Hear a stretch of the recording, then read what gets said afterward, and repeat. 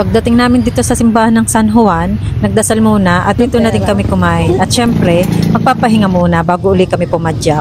At dito na kami dumaan pa uwi sa San Francisco Bridge. Pero Chaong pa rin na nakakasakop dito. Haba ng tulay na ari. Mahabang tulay ng Chaong. Ito? Pinakamahabang tulay ng Chaong? Bahais. Ayun. Ano sa Chaong na? Kung sa Maynila ito, may bahay-bahay dyan sa mga tagilihan. May bahay-bahay. Si tatay nakakain na, oh. Nasaan? Doon, namimingwait, oh. Ano naman? Oh. Para kita yung haba ng tulay. Tingin, lahat. Ano nakakasakop dito? Saint Francis.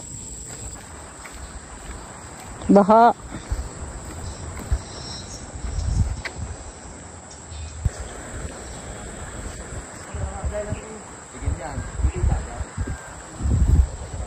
Wala dito masyado nagdadadaan sa sakyan, ano? Hindi pa ayos yung radya.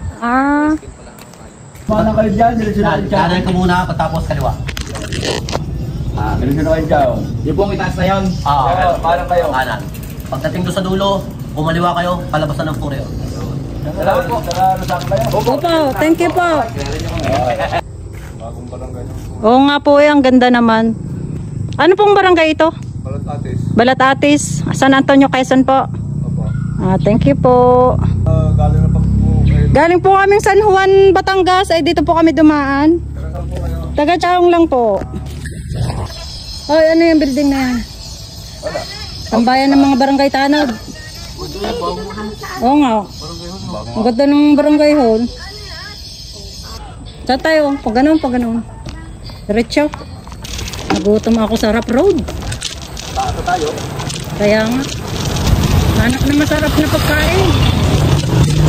Ahon dusong nga. Taas na natin, oh. Hindi pa tayo pwede mag-ilog-ilogan. Magbababaha pa. Mahal ng multa. 1,000. Pag nagtapon ng basura. Maganda ang pasunod. Ayo, 1,000. Pag nagtapon ng basura. O, ang linis nga naman. Wow, ang ganda. Buti na lang naka-video ako. Muna kayong dalawa. Lusong na tayo. Lusong na nga.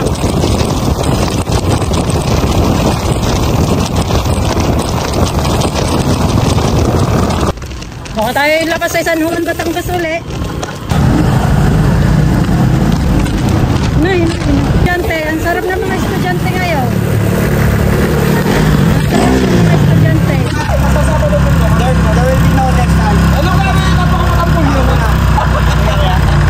Masarap na suman.